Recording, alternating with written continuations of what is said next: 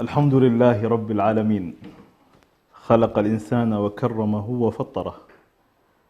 وفطره على الدين القويم، ثم الصلاة والسلام على النبي المصطفى عليه أفضل الصلاة وأتم التسليم.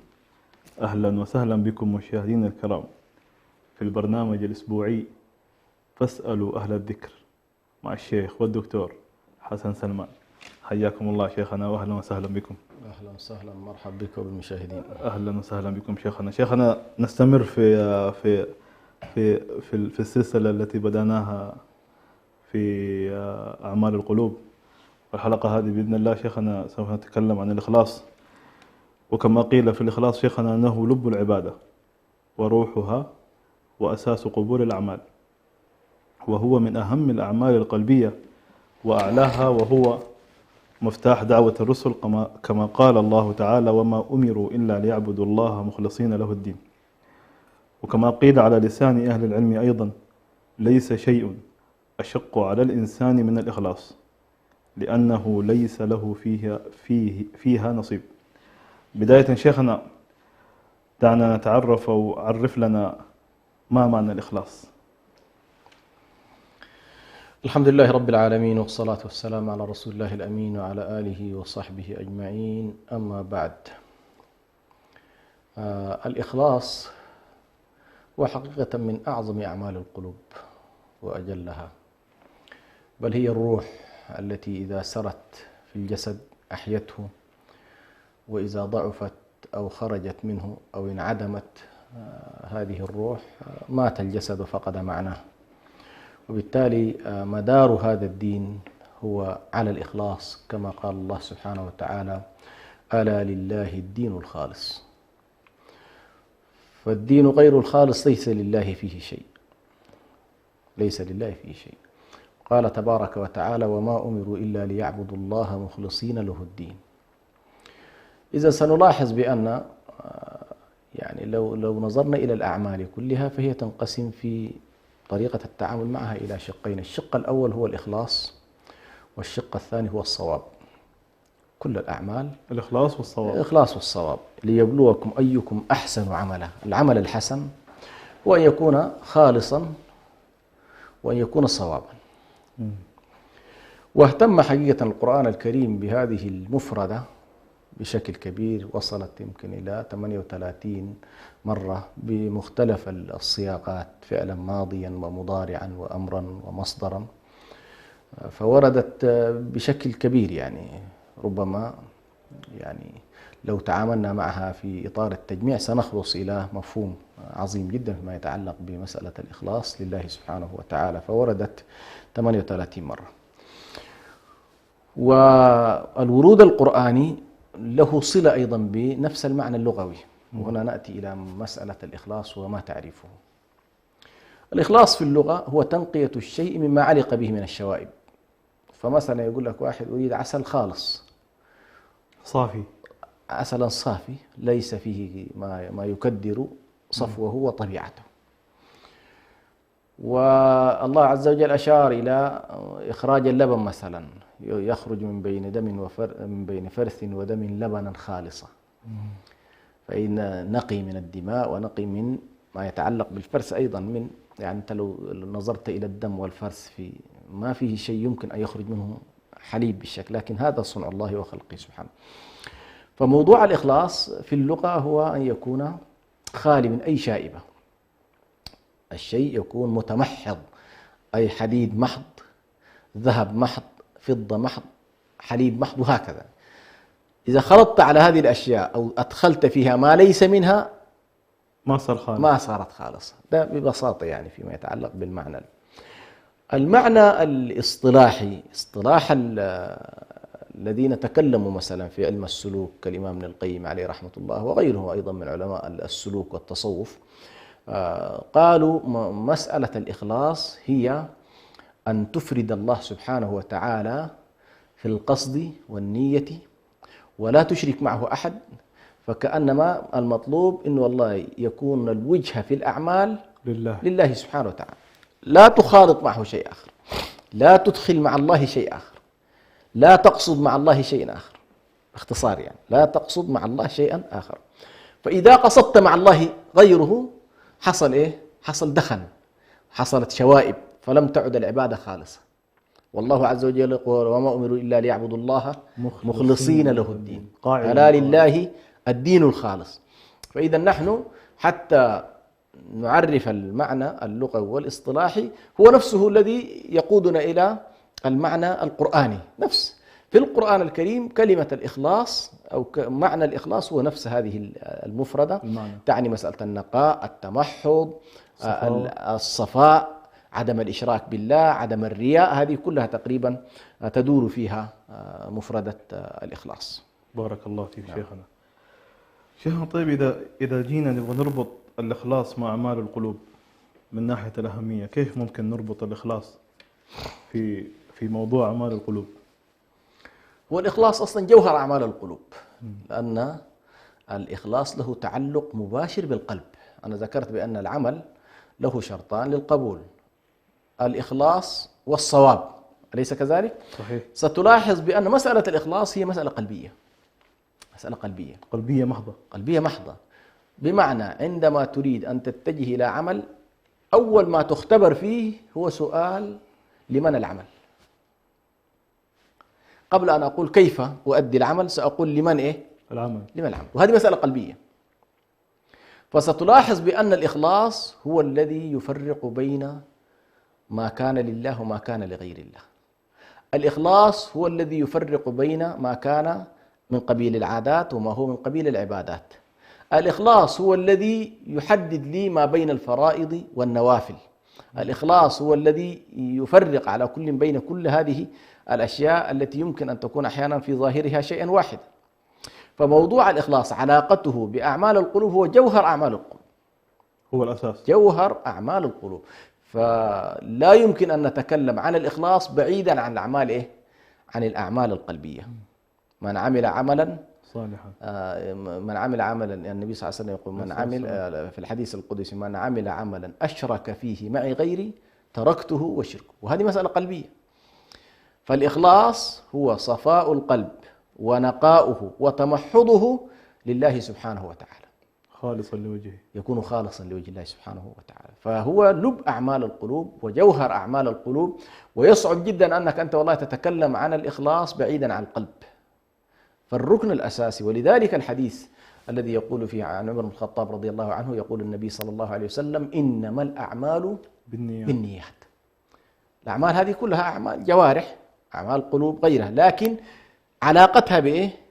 بالنية والقلب، بالقلب. والنية محلها وين؟ القلب. محلها القلب. إنما الأعمال بالنيات وإنما لكل امرئ ما نوى. لاحظوا، فمن نوى شرا وجد شرا، ومن نوى إخلاصا وجد إخلاصا، ومن نوى خيرا وجد خيرا. يعلم الله في قلوبكم خيرا يؤتكم إيه؟ خيرا، وهكذا.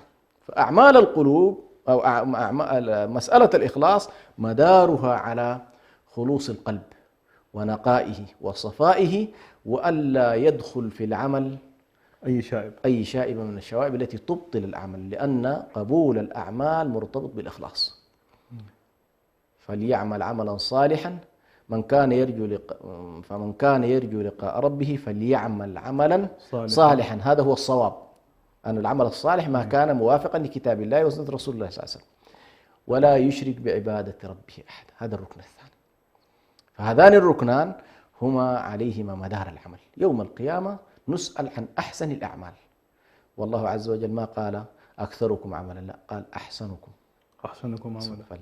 لو قال أكثركم ممكن كنا نحتشد نحو الكثرة، لا. أي والله. الله سبحانه وتعالى قال أحسن، فالأحسن عمل هو ما كان خالصا ولو كان قليلا، لأن ربما يأتي الإنسان بعمل كثير ولكنه إيه؟ ما في إخلاص. ما في إخلاص، أو يأتي بعمل كثير وليس فيه رقابة، أو يأتي بعمل كثير وينتهك حرمات الله في الخفاء، كما قال النبي صلى الله عليه وسلم في بعض الأحاديث: يأتي بأعمال مثل جبال تهامة فيجعلها الله له هباء إيه؟ لا إله. منثورا. ويأتي شخص آخر ببطاقة، ودي يعني من الأشياء العجيبة في الإخلاص سبحان الله، أشياء بسيطة جدا ترجح به الكفة. فموضوع الإخلاص هو لب أعمال القلوب. مهم جدا. نعم، لب أعمال القلوب. بارك الله فيك شيخنا. طيب شيخنا، كيف ممكن نطلع ثمرات الإخلاص؟ نعم، هو حقيقة ثمرات الإخلاص سبحان الله يعني بعضها دنيوي وبعضها أخروي، لكن أهم ثمرة من ثمرات الإخلاص هو أن العبد وافق في عمله مقصود الله سبحانه وتعالى.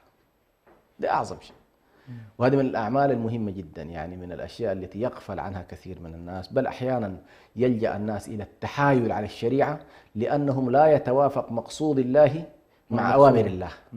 يعني الله سبحانه وتعالى أمرك بشيء وقال لك: والله يا عبدي يجب أن يكون مقصودك وأنت تؤدي هذا العمل هو ما أريده من هذا العمل، ما أريده من هذا العمل. فكل الأعمال لها مقاصد. فهنا على كل، أول ثمرة من ثمرات الإخلاص هو أن الشخص يكون قد وافق أمر الله. الله أمره بالإخلاص وهو ائتمر بإيه؟ بالإخلاص، فتوافقت نيته أو توافق قصده مع مراد الله سبحانه وتعالى. الأمر الثاني أن موضوع قبول الأعمال مرتبط بالإخلاص. من أهم الأشياء. من كان يرجو لقاء الله يقولنا فليعمل إيه؟ ولا يشرك. ولا يشرك بالله. إذن هذه ثمرة مهمة جدا، وهو أن الأعمال لا قبول لها عند الله سبحانه وتعالى إلا إذا كان الإنسان فيها مخلصا. دخول الجنان، دخول جنة الله سبحانه وتعالى أيضا مرتبط بإيه؟ بموضوع الإخلاص. فلن تجد شخص لم يخلص في عمله ومع ذلك إيه؟ يعني أيضا من الأشياء التي يعني سبحان الله تكون من ثمرات هذا الإخلاص القبول للعبد في الأرض. يجعل الله سبحانه وتعالى لعبده قبولا بإخلاصه ومحبة. وهذه سبحان الله لا يقصدها العبد، هو لا يقصد أن والله يجد السمعة ويجد الشهرة ويجد القبول، لا، لكن هذه نسميها نحن الهبات الإلهية. الهبة يعني كلما ارتقيت في مقام الإخلاص كلما قابل ذلك هبات من الله، وقابلتها أحوال قلبية، قابلت ذلك أحوال قلبية. يعني من الأحوال القلبية التي تكون ثمرة من ثمرات الإخلاص الطمأنينة، السكينة، الراحة، لأن الإنسان لا يضطرب، فإنما هو التزم أمر الله وبالتالي هو إيه؟ هو مستريح. فمن ثمرات الإخلاص أن الله سبحانه وتعالى يجعل القبول لعبده في هذه الأرض. أيضا من ثمرات الإخلاص أن الإنسان ينجيه الله سبحانه وتعالى من كثير من الكروبات وكثير من المشكلات بسبب إخلاصه. يعني مثلا لما علل الله سبحانه وتعالى صرف فتنة الشهوات عن يوسف عليه السلام، قال: كذلك لنصرف عنه السوء إنه من عبادنا المخلصين.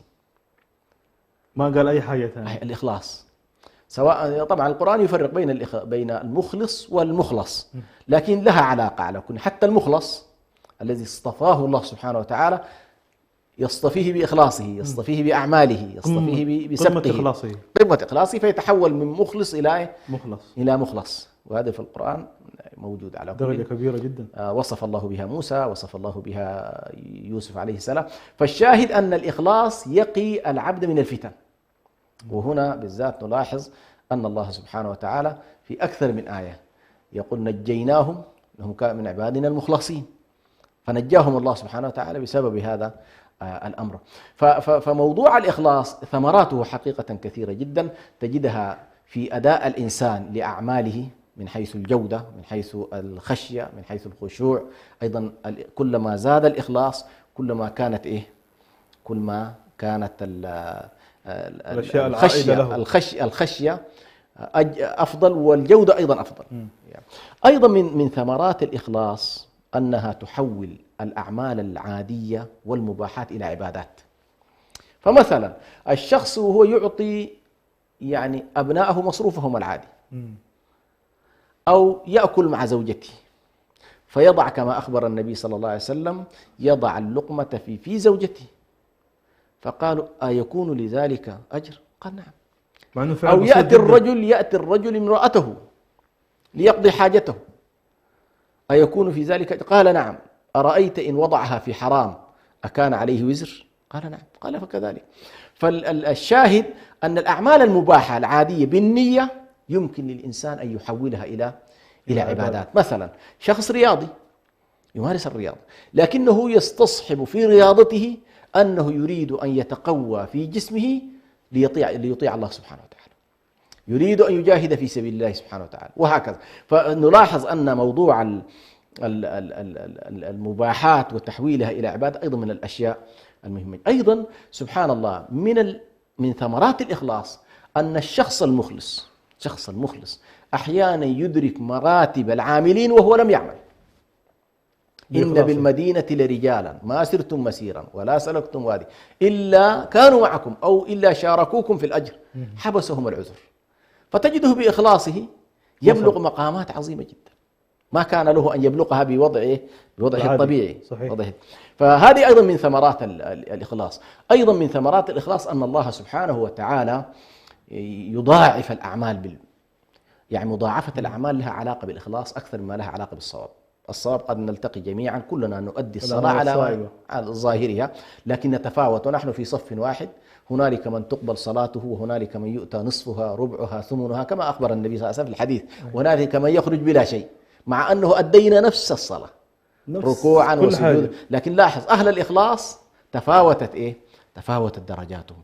وهنا يحضرني حديث النبي صلى الله عليه وسلم حديث البطاقة، وهو الحديث الذي يعني من قال لا إله إلا الله خالصة من قلبه دخل الجنة. لاحظ من قال لا إله إلا الله. هنا طبعا هذا الرجل سبحان الله ليس له أعمال كما جاء له سجلات من الذنوب، فأتي به في الميزان فوضعت السجلات وقد طاحت بالميزان، يعني الميزان رجحت به السيئات. قيل له هل لك من حسنة؟ فقال يا ربي وماذا تفعل حسنتي مع هذه السجلات؟ فقيل له لا يظلم عندنا أحد. هذه يسموها حديث البطاقة. هذه البطاقة وضعت في وضعت في كفة الميزان مقابل سجلات تبلغ عنان السماء، فوضعت هذه الشهادة فرجحت مكتوب فيها قال لا إله إلا الله، أي شهادة لا إله إلا الله. قال فطاشت هذه السجلات ورجحت بإخلاصه.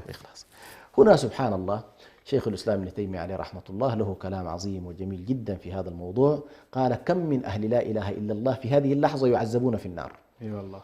يعني ما الذي يجعل صاحب لا إله إلا الله هذه ترجح بهذا الأمر؟ وهنالك من يقولون لا إله إلا الله لكن يعذبون بذنوبهم بكبائرهم بمظالمهم، ينقون في النار حتى يطيبوا. طبتم فادخلوها، لن لا يدخل الجنة إلا نفسا طيبة، ومن ما تطيب به النفوس وما تطيب به الأجساد أن يدخل إلى النار. صحيح. فيطيب آخر محطة عن محطات التكفير هي النار. فهنا يقول ابن تيمية عليه رحمة الله هذا الشخص تفوق عن غيره بالإخلاص. لما يقول النبي صلى الله عليه وسلم دخلت بغي من بغايا بني إسرائيل الجنة في كلب مثلا أو في هرة أو سقته. لاحظ أن تسقي في لحظة من اللحظات، في لحظة حوجة وفي لحظة إخلاص من قبلك، حوجة من الطرف الآخر وإخلاص من قبلك أنت، تحول مجرى التاريخ كله. يمكن بهذه اللحظة أن تتحول. ولذلك أنا غالبا ما أنصح حقيقة إخوة والزملاء والذين يحتكون معي كثير، أقول لهم لا تستبسطوا من الأعمال شيء وإن كان بسيط. ما تستبسط، أنت لا تدري ما الذي سيرجح كفة الميزان، بس فقط ما تقدم عليه أقدم عليه وأنت مستحضر النية. قوي إخلاصك. أنت قوي إخلاصك بالله، قوي علاقتك بالله. تأكد أن هذه اللحظة أحيانا تجد امرأة ضعيفة وهي ماشية في الشارع ومثقلة بالأحمال، فيأتي شاب ويحمل عنها. هذه اللحظة ربما تكون لحظة فارقة في حياتي، ربما تحول هذه اللحظة هذا الشاب إلى جنة الله سبحانه وتعالى. ولكن نحن للأسف الشديد كثير من الأعمال نضيعها إما بغياب الإخلاص وإما باللامبالاة. بعض الناس يقول لك ماذا تفعل هذه المسألة؟ هذه يقول لك صغيرة، ما في شيء اسمه صغيرة. الميزان قد ترجحه شيء بسيط جدا أنت ما منتبه. عند الله كل شيء كبير. أيوة، ولذلك قال العارفون بالله بأن مرجحات الآخرة هي الإخلاص، ومرجحات الحكم في الدنيا هو الصواب. صحيح. نحن في دنيانا نقول للشخص أصبت وأخطأت بما نراه، مش كده؟ بما نراه من حكم الله. فإذا أدى الشخص العمل على ما هو عليه وفق ما أمر الله نقول له أصبت، لكن لا نستطيع أن نحكم على إخلاصه. ما نقدر نقول عمل قلبي وبينه وبين الله، بينه وبين الله. صحيح. لكن عند الله تظهر النوايا، فتجد هنالك ما شاء الله أناس يمرون بالصراط كمرور البرق، وهنالك من يحبو حبوا. فحقيقة موضوع ثمرات الإخلاص يعني ثمرات كثيرة جدا. لو أردنا فقط أن نفرد حلقة كاملة فقط عن ثمار هذا الإخلاص لأخذت حقيقة ما تستحقه في هذه الحلقة. نعم. بارك الله فيك شيخنا. طيب شيخنا، تحدثنا الآن خلينا نقول عن الأشياء الإيجابية والكثيرة جدا عن الإخلاص. نعم. فبإذن الله شيخنا بعد الفاصل سوف نتحدث شيخنا عن الأشياء اللي الضارة في عدم وجود الإخلاص. فانتظرونا مشاهدينا الكرام، فاصل قصير ونواصل بإذن الله.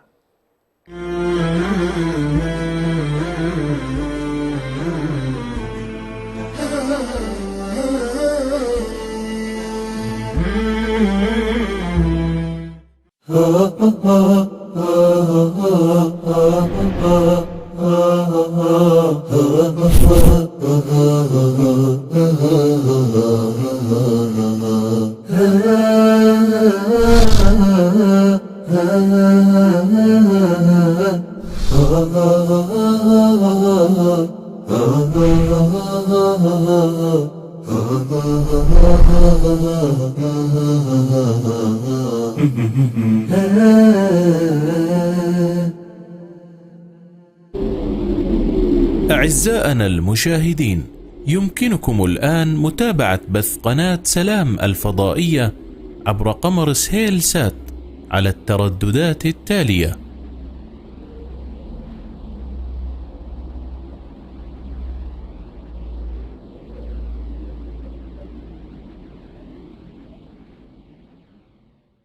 دائما ما نحرص على الاستماع إلى القصص والحكايات. فرسان شجعان، حيوانات ساحرة، وروايات من أماكن مختلفة، مجموعة من القصص والحكايا الخيالية نحكيها لكم بأسلوب شيق وسهل، ونأخذ منها الدروس والعبر في برنامجكم يحكى أن، مع صديقكم عبد السلام ناصر وموفق ناصر على شبكة سلام الإعلامية.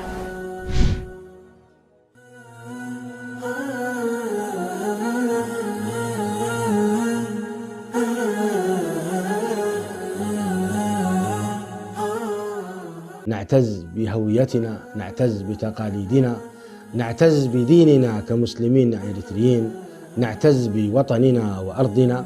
تأتي إحداهن من السفر، إذا لم تبكي في عندها تعتبر مصيبة من المصائب، لذلك تبكي وتهيج النساء ويبكين.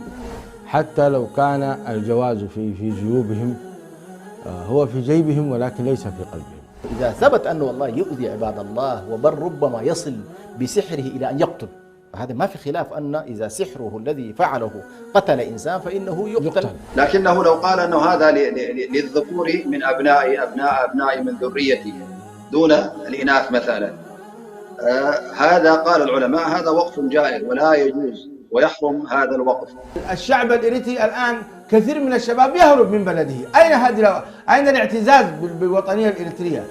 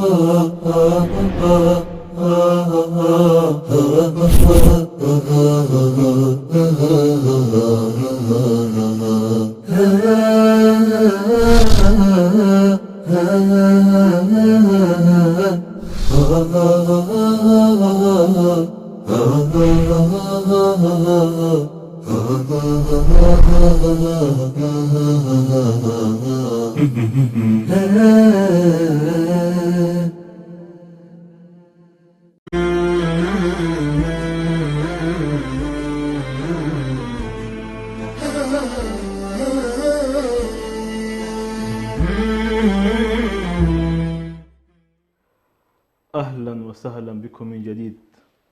نرحب بكم مشاهدينا الكرام بعد العودة من الفاصل، ونرحب بالشيخ والدكتور حسن سلمان. حياك الله من جديد شيخنا. مرحبا. نستكمل الحديث شيخنا في موضوع الإخلاص، وعن من أهم المواضيع في الإخلاص. ما هي الأمور الضارة في عدم ظهور الإخلاص أو عدم وجود الإخلاص؟ هو خلينا نستحضر الإجابة السابقة، وهو كل الثمرات التي ذكرناها في ثمرات الإخلاص نقيضها وفي هذا السؤال. يعني من الأضرار الكبيرة جدا التي تتحقق أنه لا يحقق الثمرات المرجوة من الإخلاص، من محبة الله، من دخول جنته، من قبول العمل الصالح، من أنه ناقض مقصود الشارع في شريعته،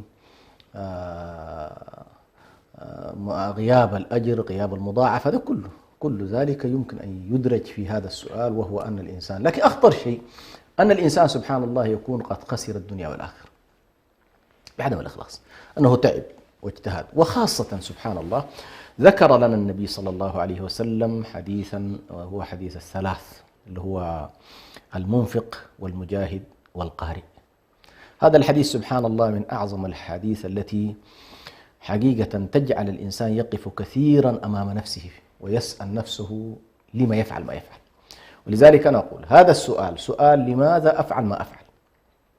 ما المقصود بفعله؟ سؤال مهم جدا. هذا السؤال لا بد أن يقدم، وإلا ما تخسر مالك ولا تخسر جهدك ولا تخسر وقتك، ما دام أنك لم تجب على سؤال لمن أفعل هذا الفعل. فالنبي صلى الله عليه وسلم أخبرنا بأن أناس أول من تسعر بهم النار، أول من تسعر، قال ثلاثة، وكلهم أصحاب أعمال فاضلة: قارئ لكتاب الله، ومجاهد في سبيل الله، ومنفق في سبيل الله. فيؤتى بالقارئ فيقال له: لقد تعلمت وحفظت كتاب الله وعرف ماذا فعلت فيه؟ قال: يا رب والله تعلمت وفعلت وكذا وكنت أقرأ القرآن. فيقال له: كذبت. وتقول له الملائكة: كذبت، لقد قرأت ليقال لك قارئ وقد قيل. لاحظ.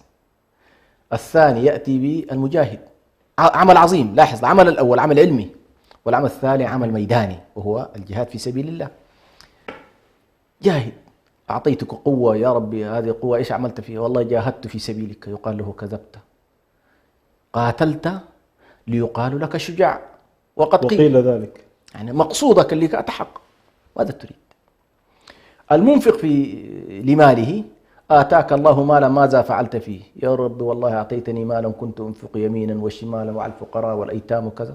يقال له: كذبت، لأنه ناقض الإخلاص. والله عليم هنا لاختبار. كلنا الآن لا أحد منا يمكن أن يشك في قارئ أو يشك في مجاهد ما نستطيع، أو لا نستطيع أن نجزم بأنه والله نيته صالحة، لكن العليم الخبير، لأنه عمل قلبي. عمل قلبي. فيؤتى به يوم القيامة. هذه الأعمال الكبيرة، أنت قيل لك شجاع، وأنت قيل لك عالم أو قارئ، وأنت قيل لك منفق وقد قيل.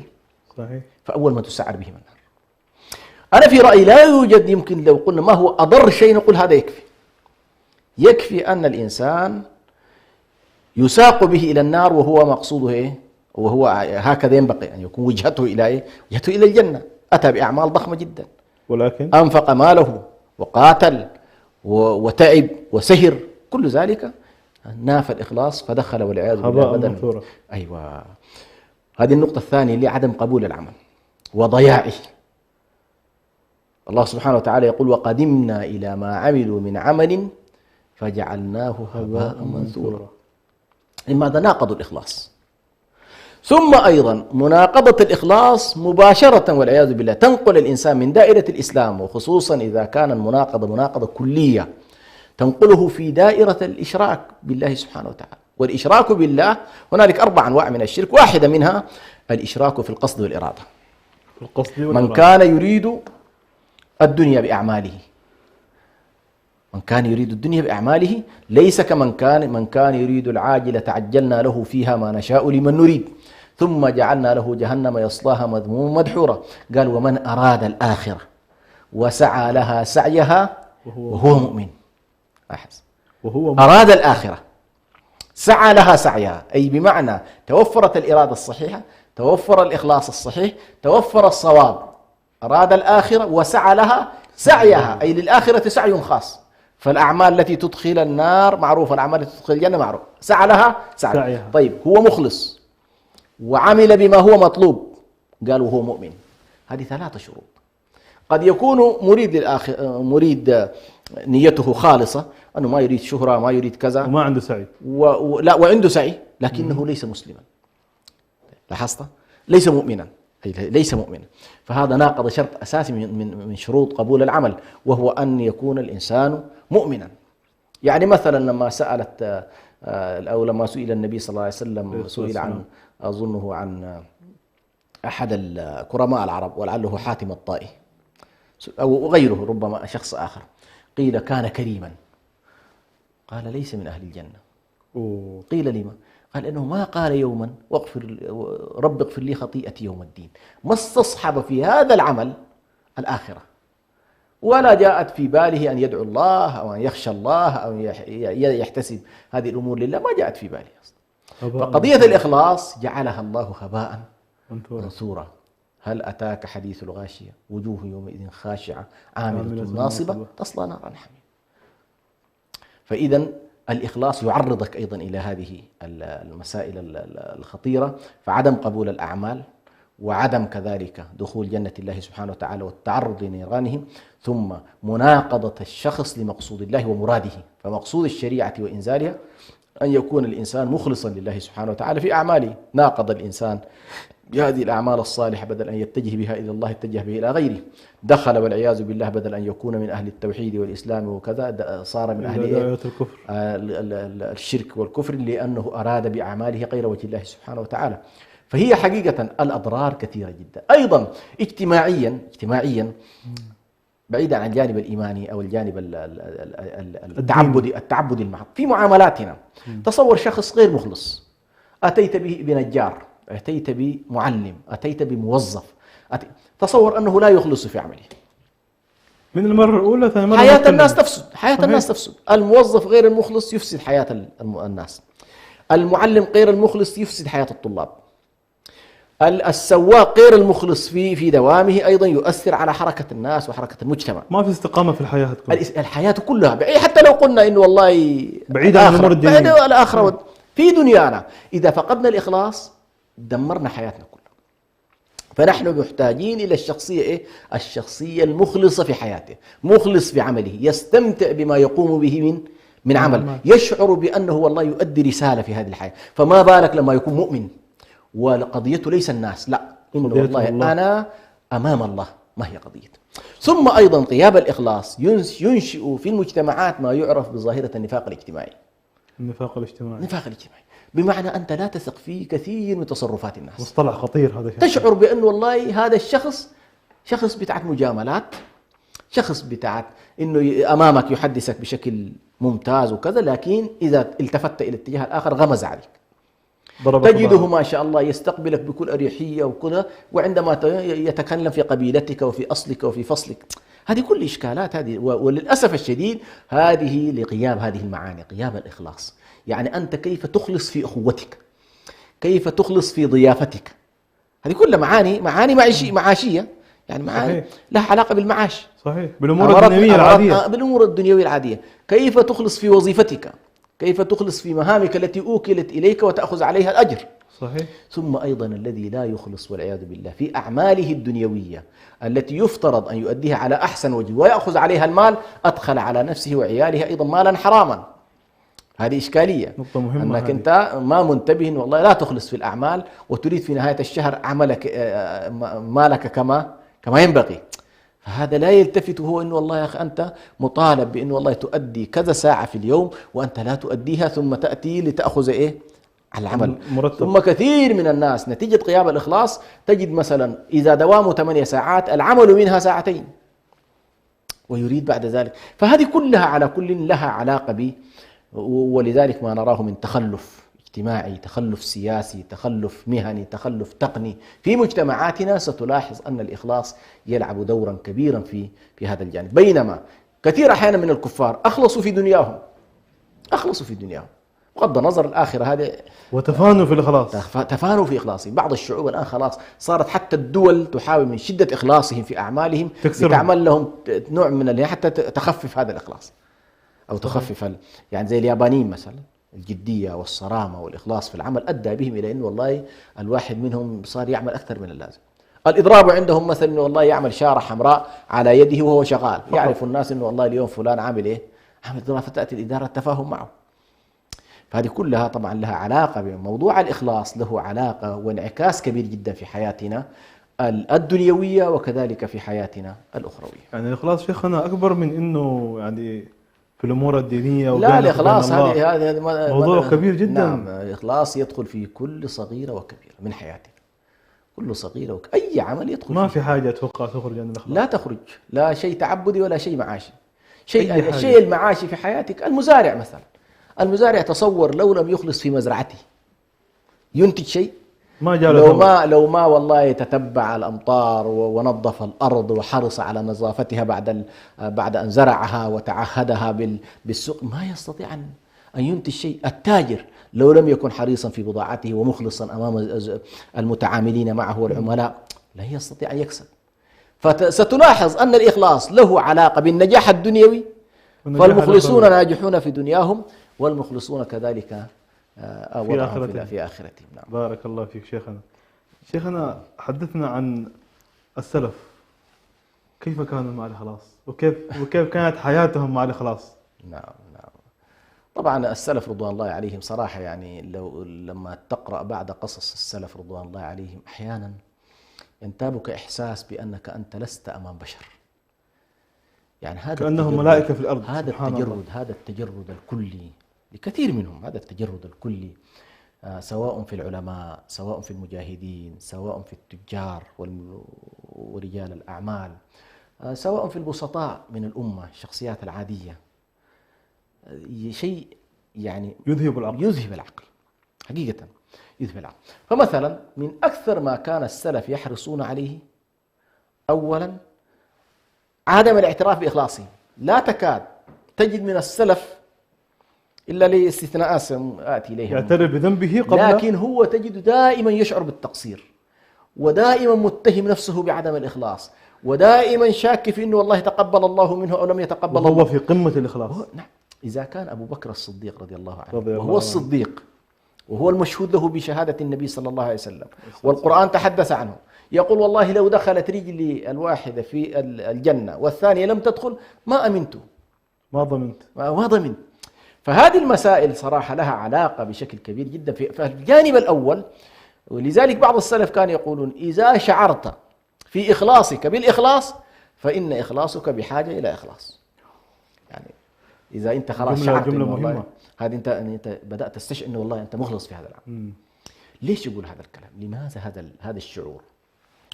لما يكون الفعل والتعامل مع شخص عظيم ويكفي والله أعظم العظماء، الله أكبر والله أعظم والله أجل، فعندما يكون التعامل معه تشعر بأنك مهما فعلت ما أديت حقه. هذا الشعور يجعل الشخص إلى ما لا نهاية بأنه والله ما فعل شيء، وكل مرة يزيد حتى لو تقطع جسمه. ويمكن نعرف نحن قصة حذافة الصحابي الجليل، حذافة وليس حذيفة. حذافة هذا سبحان الله وقع في الأسر ومعه مجموعة من الصحابة، فكان إمبراطور الروم يقول له يعني ما رأيك أن تترك دين محمد ولك نصف ملكي، ما رأيك تترك دين محمد ولك بنتي أزوجك إياها، مغريات الدنيا هذه كلها رفضها. قال لا والله لو الدنيا كلها انطبقت أنا لا أترك دين محمد. ثم أتي ببعض الأسرى 2 منهم ونصبوا الزيوت وبدأوا يرمون هؤلاء، يقطعونه ويرمونهم على هذا الزيت المقلي. مشهد مهيب. وحذافة مربط وحالته، فبكى، بدأوا يسوقونه نحو. فقالوا الحراس قالوا لملك الروم إن الرجل بدأ يبكي، قال أتوا به. قال ما بك، ما يبكيك، أتجزع؟ قال والله ما بكيت جزع من الموت، ما بكيت. طيب إيش مشكلتك؟ قال والله تمنيت لو أن كل شعرة في جسدي تحولت إلى روح فتأخذونها واحدة بعد الأخرى لا إله إلا الله حتى يرضى الله عني. فملك الروم شاف القضية شيء عجيب. إيش هذا؟ ما هؤلاء الناس، ما هؤلاء البشر يرمون هكذا في النار ولا يبالون. وطبعا عندك قصة ماشطة اللي في قصر فرعون، الماشطة المعروفة، يرمى بأبنائها ويرمى بها وهي لا تبالي. فالإخلاص حقيقة في السلف رضوان الله عليهم كان شيئا مهولا. مثلا هذا الجانب اللي هو جانب عدم الإقرار والاعتراف بالإخلاص نفسه، الشعور بأنهم مقصرين. هذا جانب. الأمر الثاني أكثرهم حرصا على عدم الشهرة. تجد عالم من العلماء يحرص على أن لا يشتهر. وأنا أضرب نموذج هنا مثلا الإمام الماوردي عليه رحمة الله، وهو من الفقهاء الشافعي في القرن الخامس. لاحظ الآن نحن في القرن الخامس أو القرن الرابع، قرون متأخرة قبل مئات السنين. ومع ذلك يؤلف مؤلفات ضخمة ويضعها في صندوق ولا تنشر في حياته، ثم يشير إلى مكان الصندوق عند موته فإذا به خزائن. إلى اليوم نحن مثلا في باب السياسة الشرعية الناس عالة على الماوردي. صحيح. هذا جانب. فقضية الإخفاء، مالك ما كان يحب الشهرة. الإمام مالك عليه رحمة الله وهو أحد أئمة ما كان يحب الشهرة. يأتيه شخص من المغرب ب30 سؤال فيجيب على 3 منها ويقول في الباقي لا أعلم. فيقول له ماذا أقول لأهل المغرب؟ أقول لهم، قال قل لهم مالك لا يعلم. فما كانوا يحبون الشهرة، يحبون التخفي، لأن هذا مظهر من مظاهر الإخلاص، يحبون التخفي. ولو جئنا إلى نماذج منهم مثلا في موضوع التخفي، يعني مثلا التخفي في الجهاد أيضا من الأشياء.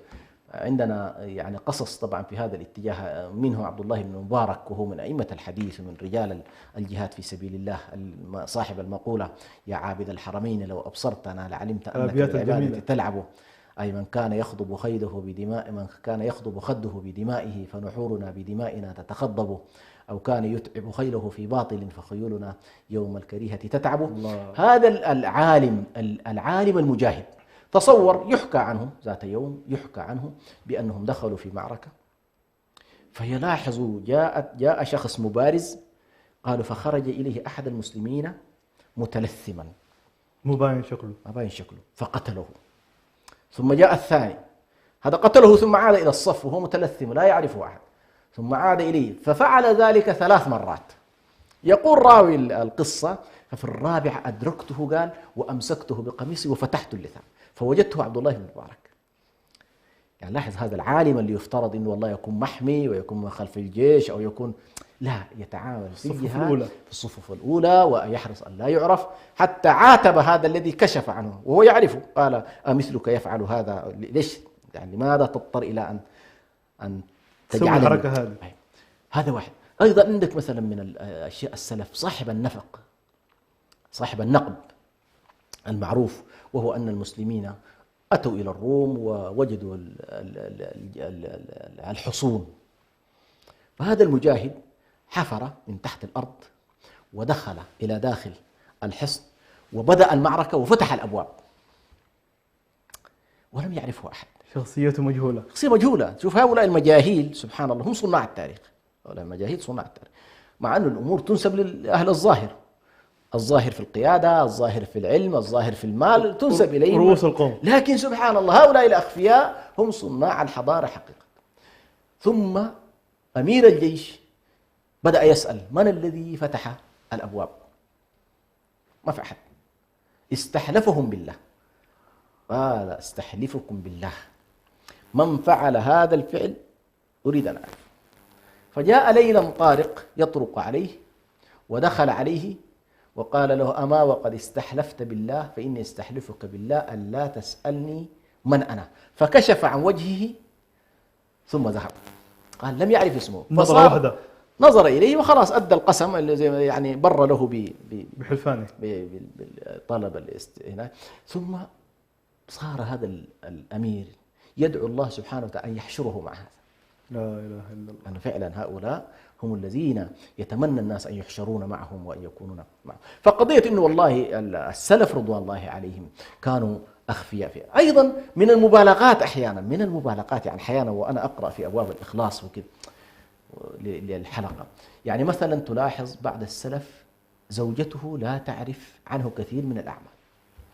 يعني شخص مثلا يكون من الصائمين ولا يعرف أنه صائم ولفترة طويلة جدا، يأخذ فطوره في الصباح من بيته ويوزعها على الفقراء، ويأتي في المساء وعند العشاء يتعشى مع أهله وإفطاره، ويفعل لهذا فترة طويلة جدا. سبحان الله. فكانوا حريصين أن لا يعرف. تقول مثلا إحدى النساء كان زوجي إذا أردنا خلاص أن ننام وأطفينا السرج وكذا، قالت تحين لحظات النوم، تأكد إنه أنا خلاص نمت فيتسلل ويخرج ليصلي قيام الليل. فلاحظ هذا الحرص حتى من رفيقة الدرب كما يقولون، من زوجته، من أولاده، شريكة الحياة. كثير من الناس أحيانا ضيوفهم لا يعرفون أنهم والله هل يصلون أم لا يصلون، يصومون أم لا يصومون. فهذه الأعمال حقيقة وخاصة ما يتعلق بالنوافل منها، فإن العمل فيها بجانب الإخلاص والإخفاء في الأعمال كان هو السائد عند السلف بشكل عام. أحيانا ربما كانت تظهر لهم بعض المظاهر يغلب فيها جانب على آخر، فيقلب جانب الاقتداء على جانب الإخلاص، إنه والله الشخص يريد من الناس أن يقتدوا به، يريد من الناس أن يعملوا مثل عمله، فيحرص أنه مثلا يظهر له. يريد أن يعلم، مثلا شخص يريد أن يؤخذ عنه العلم أو يريد أن يؤخذ عنه السلوك معين، فتجده مثلا يفعل شيء. فهذه قضايا على كل السلف رضوان الله عليهم عاشوا قمة الإخلاص في حياتهم. ولذلك الله سبحانه وتعالى يعني ما ذكره عنهم في كتابه، خاصة الصحابة رضوان الله عليهم والذين جاءوا من بعدهم، الحكايات عنهم حقيقة كثيرة جدا في هذا الباب. بارك الله فيك شيخنا. سؤال بسيط شيخنا في راسي وممكن نختم به الحلقة، يعني هل ممكن الواحد يعرف إنه هو مخلص؟ أو هل في أشياء ممكن يعني تشوفها في نفسك تعرف إن أنت مخلص في العمل الفلاني أو في الشيء الفلاني؟ هو حقيقة الإنسان على نفسه بصير ولو ألقى معاذيره. هو الإنسان بنفسه، بمعنى أنت يمكن أن تعرف إنه والله ابتداء هل قصدت بعملك وجه الله أم قصدت به رئاء الناس، هذه تعرفها. هل والله أقدمت على الفعل ليقال أم أقدمت عليه فقط ابتغاء وجه الله سبحانه؟ هل أقدمت على الفعل لتشكر أم أقدمت عليه لتؤجر؟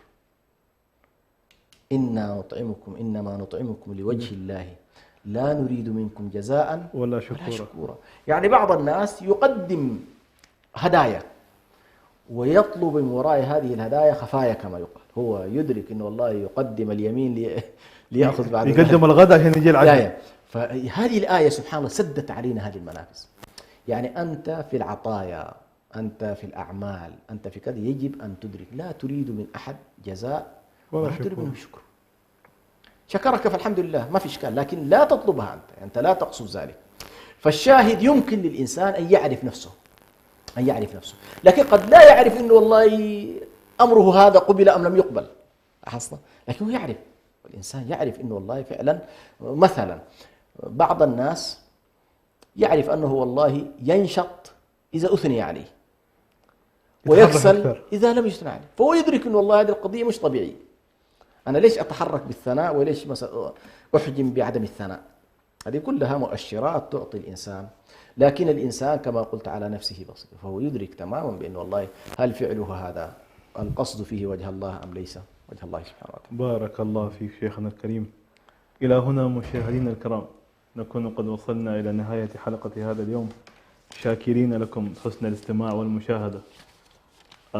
جملة ختام: بالشكر تدوم النعم وبالإخلاص تبقى الأمام. دمتم سالمين.